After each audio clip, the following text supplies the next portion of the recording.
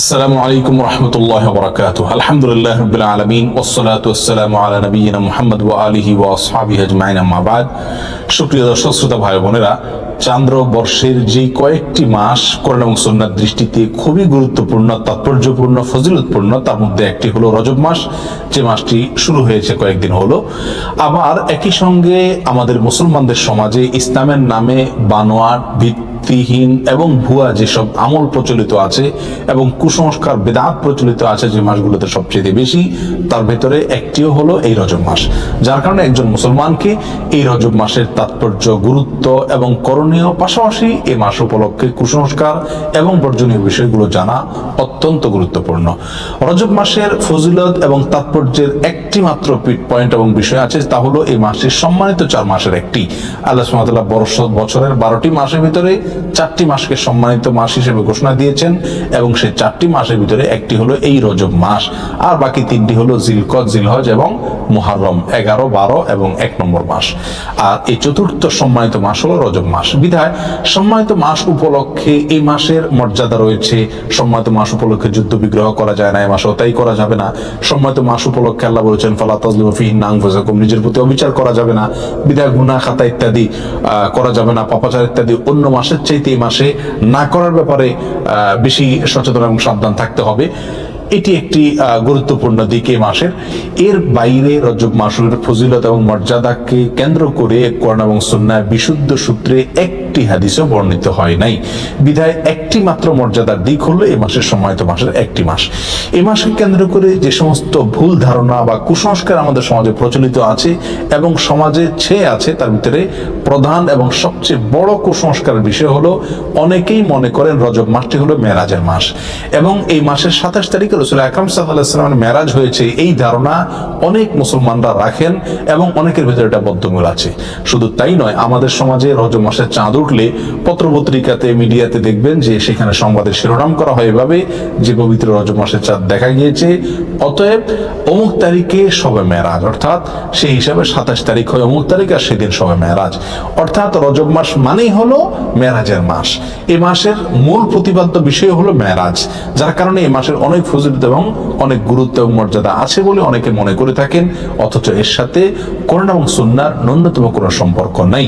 হাদিস শাস্ত্রের ইতিহাসে সবচেয়ে বড় মাপের হাদিস বিশারদদের একজন হলেন হাফিজ ইবনে হাজার আল আসকালানি রাহিমাহুল্লাহ।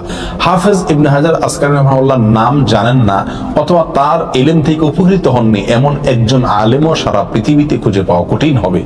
সেই হাফিজ ইবনে হাজার আল আসকালানি রাহিমাহুল্লাহ বলেছেন যে ওয়াদাকারা বাযুল কুসসা আছে, কোন কাহিনী রিসাইটার, কোন গল্পবাজ বক্তা, তারা মানুষদেরকে বলে বা গল্পবাজ লেখক তারা মানুষদেরকে জানায় যে নবী ইসলামের মেরাজের ঘটনা নাকি রজব মাসে হয়েছে এবং রজব মাসের 27 তারিখে হয়েছে। তিনি বলেন যে ওয়াদালিকা কিজবুন, আর এটা মিথ্যাচার। নবী ইসলামের নামে তিনি রজব মাসের 27 তারিখে তার মেরাজ হয়েছে এরকম কোনো গ্রহণযোগ্য বর্ণনা পাওয়া যায় না। নবী ইসলামের মেরাজ হয়েছে এটি ঠিক এবং ইসরা হয়েছে সেটি কোরআন দ্বারা প্রমাণিত, বিদায় সেটাকে অস্বীকার করলে ইমানই থাকবে না, সেটি আরেক বিষয়। কিন্তু রজব মাসে হয়েছে এবং রজব মাসের 27 তারিখে হয়েছে, এর কোনো ভিত্তি, গ্রহণযোগ্য কোনো ভিত্তি কোরআন অথবা সহিহ সুন্নাহর কোথাও পাওয়া যায় না। নবী সাল্লাল্লাহু মেরাজটা ঠিক কোন মাসে হয়েছে, কোন দিনে হয়েছে, কোন সময় হয়েছে, এই প্রসঙ্গে ইমাম ইবনে তাইমিয়া রাহিমাহুল্লাহ বলেছেন যে বিশুদ্ধ কোনো বর্ণনা দ্বারায় কোনো মাসের কথা নিশ্চিতভাবে জানা যায় না, কোনো দিনের কথা জানা যায় না, কোনো সময়ের কথা, তারিখের কথা জানা যায় না যে অমুক তারিখে, অমুক দিনে, অমুক মাসে নবী ইসলামের মেরাজ হয়েছে। মেরাজ হয়েছে এটি নিশ্চিত, কিন্তু তার তারিখটা সংরক্ষিত নয় এবং এ বিষয়ে যতগুলো বর্ণনা পাওয়া যায় তার কোনোটি গ্রহণযোগ্য নয়। বিধায় এই মাসকে মেরাজের মাস এবং এই মাসের 27 তারিখে শবে মেরাজ এর রাত মনে করে সে রাতে বিশেষ কোনো আমল করা, এই রাতকে বিশেষ কোনো পদ্ধতিতে উদযাপন করা, এটি হলো রজব মাসের সবচেয়ে বড় বিদআত, যার সঙ্গে ইসলামী শরিয়ার কোনো সম্পর্ক নাই। সম্মানিত ভাই বন্ধুগণ, আমরা সেই আমলটাই করব সওয়াবের উদ্দেশ্যে যে আমলটি কোরআনে অথবা নবী আলাইহিস সালামের হাদিসে বর্ণিত হয়েছে, এর বাইরে কোনো কিছু যদি আমরা করি সেটার নাম বিদআত হবে। বিধায় রজব মাসকে কেন্দ্র করে এই মেরাজ উদযাপন করা, শবে মেরাজ উদযাপন করা, এগুলো সবগুলো বিদআত হবে, এগুলো সবগুলো পরিত্যাজ্য হবে। আল্লাহ তাআলা আমাদেরকে বোঝার তৌফিক দান করুন। সম্মানিত ভাইয়েরা, যদি আমরা ধরেও নেই যে রজব মাসেই এবং রজব মাসের 27 তারিখে নবী আলাইহিস সালামের মেরাজ হয়েছে, তারপরও একটা কথা থেকে যায়, তা হলো নবী আলাইহিস সালামের মেরাজ হয়েছে মক্কায় এবং মক্কার শুরুর দিকে। তিনি এই মেরাজের ঘটনার পরে মক্কায় দীর্ঘদিন ছিলেন, মদিনায় দীর্ঘদিন ছিলেন, তার মৃত্যুর পরে তার সাহাবায়ে কেরাম দীর্ঘদিন ছিলেন। এই দীর্ঘ ইতিহাসের কখনো সাহাবায়ে কেরামের কেউ অথবা নবী আলাইহিস সালাম স্বয়ং নিজে কখনো এই মেরাজ উপলক্ষে কোনো প্রকার আমল, রাত্রি যাপন, দিনে রোজা বা কোনোভাবে এটাকে উদযাপন করা, আলোচনা পর্যালোচনা করা বা এই ধরনের কোনো কর্মসূচি তিনি দিয়েছেন বা পালন করেছেন, এরকম কোনো কথা কোনো হাদিস থেকে পাওয়া যায় না বিশুদ্ধভাবে। অতএব এই আমলটি আমরা যারা করে থাকি রজব মাসকে কেন্দ্র করে শবে মেরাজের উদযাপনের আমল, এটি সম্পূর্ণভাবে বিদআত এবং পরিত্যাজ্য। আল্লাহ সুবহানাহু ওয়া তাআলা আমাদেরকে বোঝার তৌফিক দান করুন। এর সাথে ইসলামের শরিয়ার কোনো প্রকার সম্পর্ক নেই। রজব মাসকে কেন্দ্র করে দ্বিতীয় যে আমলটি প্রচলিত আছে আমাদের সমাজে, সেটা হলো সালাতুর রাগায়েব। এই আমলটিরও কোনো গ্রহণযোগ্য ভিত্তিক কোরআন সহিহ সুন্নাহয় পাওয়া যায় না। এই আমলটি বিদআত এবং কুসংস্কারের অন্তর্ভুক্ত।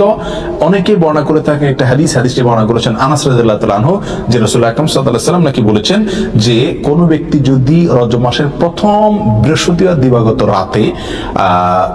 রাতে 12 রাকাত নামাজ পড়ে, নফল নামাজ, এবং সেটা মাগরিব এশার মাঝখানে 2 রাকাত করে পড়ে, প্রথম রাকাতে সূরা ফাতিহা, এরপরে 3 বার সূরা ইন্না আনজালনা ফি লাইলাতুল কদর, এরপরে 10 বার সূরা কুল হুয়াল্লাহ, সিজদাতে বিশেষ সংখ্যক তাসবিহ এবং এরপরে বিশেষ সংখ্যক দুরূদ রাসূলের প্রতি, এগুলো যদি কেউ করে তার জীবনের সব গুনাহ মাফ করে দেওয়া হবে ইত্যাদি ইত্যাদি। এটাকে সালাতুর রাগায়েব বলা হয়। প্রিয় বন্ধুগণ, এই সালাতুর রাগায়েব সম্পর্কিত এই যে হাদিসটি পেশ করা হয়ে থাকে, এটি নবী আলাইহিস সালামের কোনো হাদিসের কিতাব থেকে খুঁজে পাওয়া যায় না। এই সম্পর্কে মুহাদ্দিসিনে কেরাম একেবারে সুস্পষ্ট মন্তব্য করেছেন যে এটি জাল এবং ভিত্তিহীন। একটি টাকার নোট যখন ব্যাংক থেকে ওটাকে জাল হিসেবে চিহ্নিত করে দেওয়া হয়, এটা যেরকম অচল হয়ে যায়, এই হাদিসটিকে মুহাদ্দিসিনে কেরাম ঐক্যবদ্ধভাবে যেহেতু জাল বলে চিহ্নিত করেছেন, বিধায় এটাও অচল এবং গ্রহণযোগ্য নয়।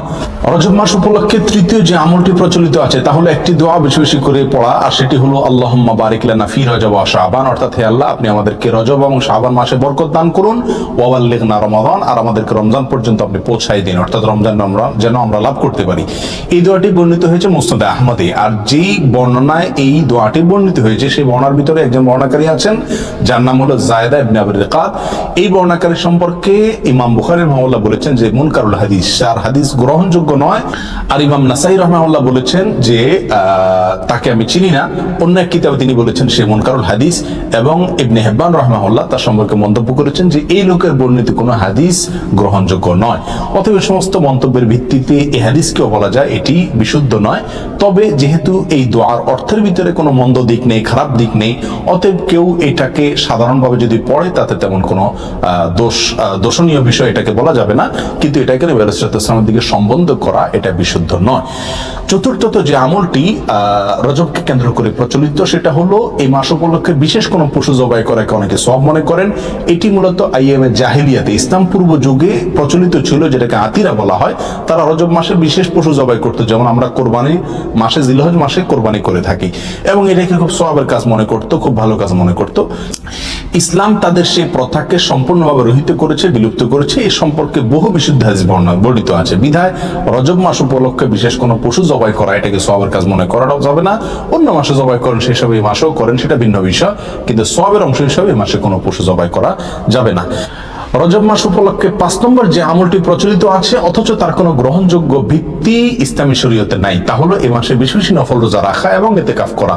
অনেকেই এটাকে খুব সওয়াবের কাজ মনে করেন যে রজব মাসে বেশি বেশি করে নফল রোজা রাখতে হবে। আর মজার বিষয় হলো বহু হাদিস বর্ণিত আছে এই রজব মাসে নফল রোজা রাখার বিষয়, তার একটিও বিশুদ্ধতার মানদণ্ডে উত্তীর্ণ নয়। একটি মাত্র হাদিস পাওয়া যায় সুনানে আবু দাউদের ভিতরে। এক লোক নবী আলাইহিস সালামের কাছে আসছেন, তার সঙ্গে 1 বছর পরে দেখা করছেন। নবী আলাইহিস সালামকে বলেন, ইয়া রাসূলুল্লাহ, আপনি আমাকে চিনতে পারেননি, আমি তো অমুক। তখন তিনি বললেন, তুমি তো সে মনে হচ্ছে না, অর্থাৎ চেহারা পরিবর্তন হয়ে গেছে তোমার, তুমি এরকম পরিবর্তিত কিভাবে হলে? তখন তিনি বললেন, ইয়া রাসূলুল্লাহ, এই 1 বছরে আমি কখনো দিনের বেলায় খাবার খাইনি, অর্থাৎ আমি রোজা রেখেছি সারা বছর। তখন তিনি বললেন, তুমি নিজেকে এত কষ্ট কেন দিতে গেলে? লোকটি বলে, ইয়া রাসূলুল্লাহ, আমার অনেক শক্তি আছে, আপনি আমাকে নফল রোজার অনুমতি দিন, সুযোগ দিন। তখন ইসলাম বিভিন্ন ফরম্যাটে তাকে রোজা রাখার জন্য বললেন। একটা পর্যায়ে সে বাড়াইতে বাড়াইতে আরো বাড়াইতে চাইলো, আরো বেশি রোজা রাখতে চাইলো। তখন নবী ইসলাম তাকে বললেন, তুমি সম্মানিত মাসে রাখিও, সম্মানিত মাস চলে গেলে ছেড়ে দিও রোজা, এভাবে করে রাখিও তুমি। অর্থাৎ এই হাদিস থেকে বোঝা যায় রজব মাস যেহেতু একটা সম্মানিত মাস, সেই হিসাবে এই মাসে রোজা রাখার কথা রাসূল সাল্লাল্লাহু আলাইহি ওয়াসাল্লাম তাকে বলেছেন। এই হাদিসে মূলত তাকে স্পেশালি বলা হয়েছে, এবং সম্মানিত মাস, এটা রজবের সাথে খাস নয়, বিধায় রজব মাসে নফল রোজার বিশেষ কোনো ফজিলত আছে এরকম মনে করাটা বিশুদ্ধ নয়। রজব মাসকে কেন্দ্র করে আরেকটি আমল প্রচলিত আছে, তা হলো উমরা বেশি বেশি করা। বিশেষ করে সৌদি আরবে প্রচলিত আছে, আর শিয়াদের ভিতরে এটা বেশি প্রচলিত আছে। শিয়ারা গোটা রজব মাসকে কেন্দ্র করেই অনেক আনুষ্ঠানিকতা করে থাকে, যার একটা প্রভাব আমাদের সমাজে পড়েছে, কারণ শিয়াদের অনেক প্রভাব এখন আমাদের সমাজে রয়ে গেছে, যার কারণে রজব মাসকে খুব বেশি ঘটা করে আমরা অনেকেই উদযাপন করে থাকি। তার ভিতরে একটি কাজ অনেকেই করে থাকেন, তা হলো বিশেষভাবে উমরা। মনে করেন যে রজব মাসে উমরা করলে বেশি সওয়াব হবে, এবং এটাকে উমরায়ে রজবিয়া বা রজব মাসের উমরা বলা হয়। অথচ এই সম্পর্কে নবী সাল্লাল্লাহু আলাইহি ওয়াসাল্লাম থেকে বিশুদ্ধ কোনো হাদিস পাওয়া যায় না। একটি হাদিস আছে সহিহ বুখারীতে, আব্দুল্লাহ ইবনে ওমর রাদিয়াল্লাহু আনহু বর্ণনা করেছেন। তিনি বলেছেন নবী সাল্লাল্লাহু আলাইহি ওয়াসাল্লাম 4টি উমরা করেছেন, এবং তার একটি ছিল রজব মাসে। তখন আম্মাজান আয়েশা রাদিয়াল্লাহু তাআলা আনহা তাকে খণ্ডন করে বলেছেন যে নবী সাল্লাল্লাহু আলাইহি ওয়াসাল্লামের 4টি উমরার প্রত্যেকটি উমরায় তিনি সঙ্গে ছিলেন, তার কোনো উমরা রজব মাসে ছিল না। অতএব সহিহ বুখারীর এই সুস্পষ্ট হাদিস থেকেও বোঝা গেল রজব মাসে উমরা করার বিশেষ কোনো ফজিলত নেই। অন্য মাসে কেউ উমরা করে, সেই হিসাবে এই মাসেও করতে পারে। যেমনি ভাবে রজব মাসে রোজারও বিশেষ কোনো ফজিলত নেই, কিন্তু অন্য মাসে কেউ 13, 14, 15 চাঁদের এই তারিখগুলোতে অথবা সম্বিশুদ্ধ রোজা রাখে, সেই হিসাবে কেউ রোজা যদি রাখে এটা ভিন্ন কথা, কিন্তু রজব হিসাবে যদি কেউ রাখে তাহলে সেটা বিদআত হবে। রজব মাসকে কেন্দ্র করে অনেক জাল এবং ভিত্তিহীন হাদিসে বর্ণিত হয়েছে। তার ভিতরে একটি হলো রজব আল্লাহর মাস, শাবান রাসূলের মাস, আর রমজান হলো তার উম্মতের মাস, এরকম একটা হাদিস অনেকে বর্ণনা করে থাকেন। এই হাদিসকে হাফেজ ইবনে হাজার আসকালানী রাহিমাহুল্লাহ বলেছেন, এই হাদিসের বর্ণনাকারীদের ভিতরে আবু বকর আন-নাক্কাশ নামে একজন বর্ণনাকারী আছেন, যে লোকটি মিথ্যুক এবং রাসূল সাল্লাল্লাহু আলাইহি ওয়াসাল্লাম নামে হাদিস বর্ণনার ক্ষেত্রে সে বিখ্যাত। আর তার সম্পর্কে অন্যান্য মুহাদ্দিসিন ইকরামের অনেকে আরো অনেক মন্তব্য করেছেন। তার ভিতরে ইমাম সুয়ুতি রাহমাতুল্লাহি আলাইহি মাসনুআর ভিতরে ইমাম সানাআনী রাহিমাহুল্লাহ মুযুআত নামক কিতাবে তার সম্পর্কে একই মন্তব্য প্রায় করেছেন। বিধায় এটিও জাল এবং ভিত্তিহীন হাদিস।